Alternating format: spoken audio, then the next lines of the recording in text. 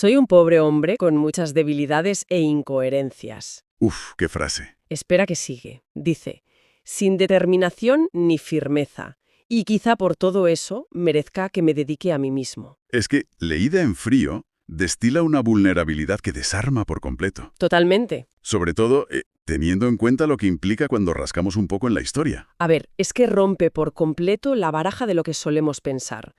Porque normalmente cuando pensamos en la historia con mayúsculas, ¿no? En estas figuras que han dibujado las fronteras del mundo Ujú. o que han cimentado las bases de la sociedad, proyectamos una imagen casi mitológica. Claro, nos imaginamos estatuas de mármol. Exacto.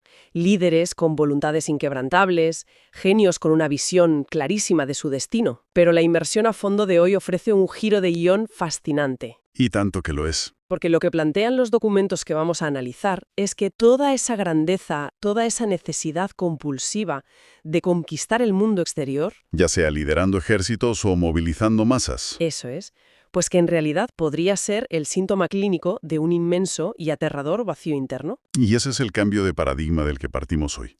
Plantear que el motor de la historia humana, al menos en sus capítulos más convulsos, pues no ha sido la fortaleza. Ya. Ha sido la fragilidad más absoluta. La ausencia total de lo que en psicología y en filosofía se llama dominio propio o arquitectura interior. Es decir, que quien no puede gobernarse a sí mismo siente el impulso irrefrenable de gobernar a los demás. Justo. Y es una óptica que, bueno, le da la vuelta a todo. Nos obliga a mirar el pasado con unas gafas completamente distintas. Y yo diría que también nuestras propias ansiedades modernas, ¿eh? Totalmente. Pero, a ver, para desenredar esto, creo que hay que entender primero cómo funciona la mecánica de ese vacío interno. Vale, sí. Porque vivimos en una paradoja constante. Estamos en la era de mayor avance tecnológico, tenemos acceso a infinitas herramientas de autoconocimiento, terapias, de todo. Sí, sí, nunca hemos tenido tanta información. Y, sin embargo, parece haber una epidemia generalizada de incapacidad para sostener el propio peso emocional. Es que la mecánica de ese vacío es implacable, ¿no? La mente humana aborrece el espacio en blanco. Lo detesta. Cuando falta una estructura interna sólida, digamos un propósito claro, o la simple habilidad de tolerar la frustración o el silencio, Ahí se genera una angustia profunda. claro, un cráter. Y la psique exige que ese cráter se llene de forma inmediata. Y según los textos, solo hay dos caminos, hacia adentro o hacia afuera. Y claro, el camino hacia adentro es un campo de minas. Uf, ya te digo. Implica sentarse a solas, mirar las propias sombras, asumir las carencias y construir, ladrillo a ladrillo, una identidad. Y eso cuesta tiempo, frustra y sobre todo duele. Por eso, la inmensa mayoría de la gente, y como veremos hoy, de las grandes figuras históricas, pues eligen la vía de escape. Llenar el vacío hacia afuera. Exacto, es el atajo. Buscan adherirse a fuerzas externas que les prometan una identidad prefabricada, sin tener que pagar el peaje del esfuerzo interno. Y el refugio por excelencia para quien no puede sostenerse a sí mismo, ¿cuál es? La masa. La masa, claro. A ver, se me ocurre una analogía. Es como si construyes un rascacielos inmenso de cristal y acero, pero te saltas los cimientos. Mal asunto. Claro, al primer golpe de viento se viene abajo. Entonces, ¿cuál es el mecanismo de supervivencia de este edificio? Apoyarse en los de al lado. Eso es, empezar a apoyarse compulsivamente en los edificios vecinos para no derrumbarse. Y esos edificios vecinos son la masa, las ideologías radicales, el ruido colectivo. Me gusta mucho esa metáfora del rascacielos. Pero ojo, yo le añadiría un matiz un poco más oscuro. A ver, Esos edificios vecinos no son soportes pasivos. La masa te absorbe. ya, te anula. Exacto. Lo verdaderamente peligroso de disolverse en la masa es que anula la necesidad de responsabilidad personal. No te exige coherencia, ni ética, ni reflexión. Solo exige obediencia emocional ciega. Justo. Al fundirse con el grupo, el individuo consigue una especie de fuerza bruta sin tener que desarrollar ni un gramo de disciplina propia. Y aquí llegamos al concepto clave que vertebra toda esta dinámica, que es la determinación. Ah, sí, esto es interesantísimo. Es fascinante cómo solemos malinterpretar esta palabra, ¿verdad? Coloquialmente pensamos que alguien con determinación es alguien que empuja hacia adelante pase lo que pase. Sí, una fuerza imparable. Exacto. Pero el origen del concepto apunta justo a lo contrario. Tener determinación es fundamentalmente la capacidad de poner límites. Y literalmente, o sea, la etimología viene del latín determini. De los términos. Claro, de las fronteras, los hitos que marcaban los límites de un terreno. Así que tener determinación es saber delimitar, poner una frontera a tus propios impulsos, a las presiones de la masa. Es en esencia la capacidad de decir que no. Lo cual nos deja una premisa aplastante. Quien no sabe poner límites a su propio caos interno, Quien no sabe decirle que no a sus monstruos, exacto, se convierte en un corcho en medio del océano. Es presa fácil de cualquier sombra colectiva. y esta incapacidad curiosamente tiene una manifestación clarísima en la cúspide del poder. En la historia militar, sobre todo. Pasamos de la masa a los grandes líderes. Sí, porque si el individuo corriente busca a la masa, el individuo con un ego desmedido y ejércitos a su disposición, lo que busca es el mapa entero. Borrar las fronteras físicas porque no soporta las suyas propias. Eso es, y ahí entran figuras intocables como Alejandro Magno o Julio César. Madre mía, Alejandro Magno. Siempre nos han vendido que su sed de conquista era el epítome de la ambición pura, del éxito. No. Claro, el héroe indomable. Pero si pasa su biografía por este tamiz psicológico, la imagen se resquebraja. Piensa en la famosísima escena de Alejandro llorando desconsoladamente porque, y cito, no le quedaban más mundos que conquistar. Es que esa anécdota es oro puro para este análisis. Porque, a ver, no era la frustración de un estratega brillante. Era el pánico de un hombre que de repente se quedaba sin distracciones. Uf, claro. Si ya controlas el mundo entero, el ruido exterior termina, y ese silencio te obliga a mirar hacia adentro. Para Alejandro, detenerse era asomarse a su propio abismo personal. O sea, que su conquista no era una marcha triunfal, era una huida hacia adelante montado a caballo. Literalmente. Y encima, su biografía está plagada de una volubilidad emocional brutal. Sí, hay un episodio tremebundo. Una noche, durante una borrachera monumental, Alejandro asesina a su mejor amigo, a Clito el Negro, atravesándolo con una lanza. Tela. Y todo simplemente porque le llevó la contraria en una discusión. Pero lo fuerte viene después, porque el bajón es tan profundo, el remordimiento lo paraliza de tal manera que sus guardias tienen que vigilarlo días enteros para que no se quite la vida. Es que eso no encaja para nada con la idea de un líder determinado, dueño de sí mismo. Para nada. Es un niño con un poder infinito, atrapado en una rabieta de proporciones continentales. No sabía dónde terminaba su ego y dónde empezaba el mundo objetivo. Y esa misma carencia, calcada, la vemos en Julio César. Ah, sí, el famoso episodio frente a la estatua de Alejandro, precisamente. Exacto. César, siendo ya un hombre adulto, un líder, ve la estatua de Alejandra en la península ibérica y se echa a llorar. Y la narrativa tradicional nos pide que interpretemos esto como la chispa de la genialidad, ¿no? Claro.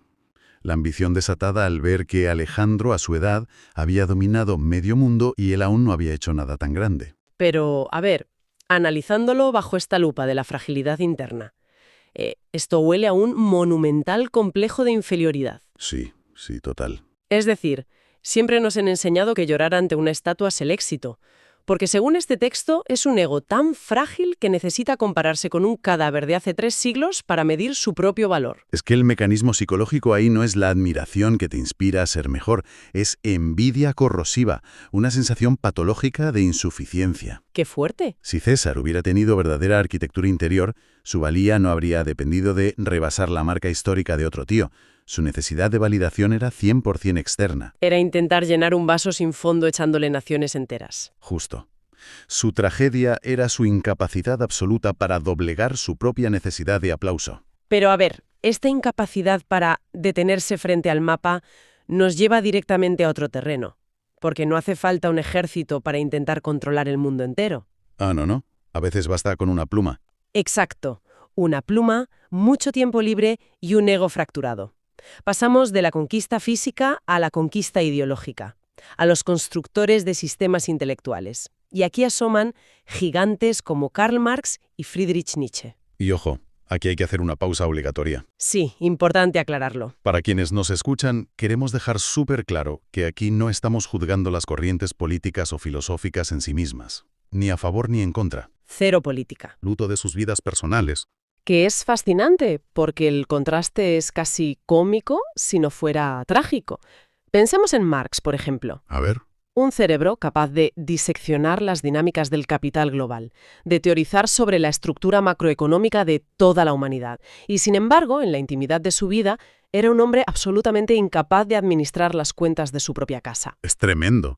Vivía asfixiado por las deudas, en precariedad crónica y dependiendo sistemáticamente del dinero y la paciencia de su amigo Friedrich Engels para pagar el alquiler, Es un caso del libro de lo que en psicología se llama intelectualización. como mecanismo de defensa, ¿no? Claro, ante la ansiedad abrumadora que le daba no poder sostener el orden en su vida doméstica o financiera, su mente proyecta esa necesidad de orden hacia el exterior, Ya, a lo grande. a lo bestia. Diseñó un sistema global, perfecto, teórico, donde los fallos no son suyos personales, sino que son sistémicos. Se intenta estructurar la historia entera porque estructurar la factura del pan te resulta insoportable. Es que es tal cual. Viendo esta desconexión, es fascinante que las teorías más gigantescas sobre cómo organizar el mundo provengan de individuos cuya estructura cotidiana colapsaba bajo su propio peso. Y el caso de Nietzsche es, si cabe, más descorazonador. Sí, la figura de Nietzsche es muy dura. El hombre que acuña el concepto del superhombre, la encarnación de la voluntad de poder inquebrantable. El que pisa las ruinas de la moral tradicional. Ese mismo. Pues en la realidad clínica y diaria era un ser humano extraordinariamente frágil. Quebradizo, diría yo. Sí, torturado por migrañas incapacitantes, vómitos crónicos y una soledad relacional aplastante. ¿Y su final? Su colapso mental final en Turín, cuando se abraza llorando al cuello de un caballo que estaba siendo maltratado en la calle. Esa no es la imagen de la voluntad de poder. No, claro que no. Es el estallido definitivo de una mente que ya no podía soportar el peso de su propia vulnerabilidad. Esas grandes obras magnas suenan entonces a gritos de auxilio, ¿no crees? Totalmente compensatorios. Cuando la realidad física de tu vida te aplasta, te refugias en el mundo de las ideas, donde puedes ser un dios intocable. Ya, pero claro, la historia nos enseña que cuando este vacío interior, esta falta de límites propios, se cruza con el poder absoluto y con tecnologías destructivas reales. Ahí llegamos al punto más oscuro de la historia. Exacto. Cruzamos la línea hacia el horror absoluto.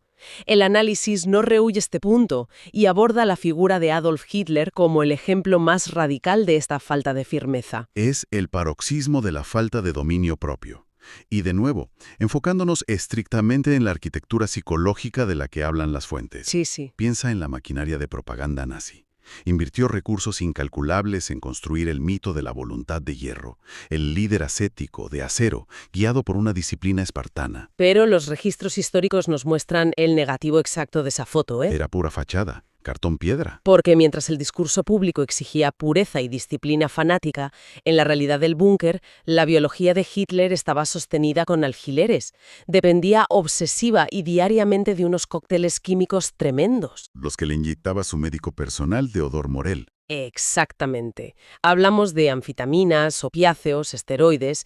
Era un cuerpo y una mente que no podían funcionar ni tomar decisiones sin una alteración química constante. Y las anfetaminas en particular son súper reveladoras aquí. ¿Qué hace esa química en el cerebro? Bloquea los receptores de la fatiga, anula la duda y silencia esa voz interna que te dice para. Volvemos a la etimología de la determinación. A los límites, exacto. Si la maldad absoluta tiene una definición psicológica en este texto, es la incapacidad patológica para establecer un límite a la destrucción. Hitler no se gobernaba a sí mismo. Huía hacia adelante. Huía de su propio pánico a una velocidad suicida, usando la química para anestesiar la angustia. Uf, da verdaderos escalofríos pensarlo así. Porque, fíjate, la idea generalizada es que los peores horrores de la humanidad no nacen. O sea, siempre pensamos que nacen de una fortaleza maligna impenetrable, como villanos de ajedrez. Mentes maestras, ¿no? Eso es, pero la realidad histórica parece ser que nacen de una debilidad patológica y desbordada. Gente que está aterrorizada de su propio silencio interno y que intenta tapar su hemorragia quemando el mundo exterior. Literalmente gente que no sabe pisar el freno. Esa es la macabra conclusión de los ejemplos históricos. Si estas figuras hubieran afrontado su angustia y construido su arquitectura interna, el mundo se habría ahorrado montañas de cadáveres. La falta de dominio propio engendra destrucción externa. Tal cual. Bueno, tras este descenso a los infiernos, me parece vital la forma en que el texto nos devuelve a la superficie, ¿no? Nos pone frente al espejo del presente y de la solución propuesta. El famoso antídoto. El dominio propio, sí. que conviene despejar un mito, ¿eh? Tener dominio propio no es convertirse en un bloque de hielo sin emociones, ni reprimir lo que uno siente. Al revés, la represión es solo otro mecanismo del miedo. La verdadera arquitectura interior es la capacidad de sostener tu propio peso existencial. Sostenerse sin apoyarse en los edificios de al lado. Exacto. Es saber quién eres cuando nadie te mira, cuando no tienes a una masa que te aplauda. Es encontrar tu anclaje dentro. O sea que un individuo con dominio propio no necesita destruir, ni pertenecer a un ejército fanático, ni tener un enemigo al que odiar para sentirse protegido o valioso. No siente la urgencia de disolverse en la polarización. Suena liberador, la verdad, pero a la vez, seamos realistas, suena casi imposible hoy en día. Es doblemente difícil ahora sí. El ecosistema en el que nos movemos parece diseñado algorítmicamente para dinamitar la introspección. Totalmente. Las formas modernas de huir son mucho más sutiles. Vivimos bañados en un ruido algorítmico incesante. Es una adicción a la velocidad. Es que nos han diseñado un entorno digital que funciona como una tragaperras de dopamina. Te ofrece causas a las que adherirte en segundos, identidades prefabricadas que te pones como una camiseta y distracciones infinitas a un golpe de pulgar. Es el refugio perfecto para no tener que estar 5 minutos en silencio en la sala de espera del dentista. Es que el terror a la introspección es palpable. En este mundo, construir esa arquitectura del silencio parece casi un acto de rebeldía. Porque el silencio obliga a mirar los cimientos del rascacielos. Y si no hay cimientos, asomarse da mucho vértigo. Ya te digo. Por eso, la conclusión del texto es que la mayor contribución al mundo es construirse a uno mismo. Porque un individuo firme es un muro contra la barbarie. El verdadero poder no es dominar el mundo. Es dominarse a uno mismo. Y encontrar por fin ese placer armonioso que a los grandes conquistadores siempre se les escapó, porque no sabían dónde detenerse. Saber decir hasta aquí es brutal. En definitiva, esta inmersión nos ha trazado una línea directísima entre el individuo y la historia. Nos ha demostrado cómo la historia está llena de pobres hombres que intentaron compensar su falta de cimientos conquistando territorios, dictando ideologías o destruyendo sociedades. Niños asustados corriendo en la oscuridad. Arrasando con todo para no frenar, y cómo la verdadera firmeza, al final, reside en el silencio del autoconocimiento. Ese es el mejor blindaje. Pues sí, un muro frente al ruido. Y bueno, para dejar a nuestra audiencia con un concepto resonando en la cabeza, una pequeña vuelta de tuerca a todo esto. A ver, Hemos visto cómo esa urgencia de expandirse sin límites y de controlarlo todo era el síntoma claro de un vacío existencial inmenso. Sabiendo esto, cabría preguntarse sobre nuestras propias neurosis actuales. Piensa en nuestra obsesión cultural por la productividad extrema, en esa filosofía corporativa del crecimiento trimestral infinito que todos sabemos que es insostenible, o incluso, y esto da bastante que pensar, Dime. en la carrera tecnológica desenfrenada por crear inteligencias artificiales cada vez más poderosas que lo abarquen y lo gestionen absolutamente todo. ¿No son, en el fondo, la misma dinámica? Es una buena pregunta. Quizá toda esta hiperaceleración moderna sea simplemente la enésima huida hacia adelante, ¿no? La forma más sofisticada que hemos inventado para intentar conquistar el mundo, pura y simplemente porque nos aterra la idea de sentarnos a solas en una habitación vacía. Desde luego, es para pensarlo la próxima vez que sintamos la urgencia de no detenernos nunca. Ojalá encontremos el coraje para parar y mirar los cimientos. Ha sido un placer. Hasta la próxima inmersión.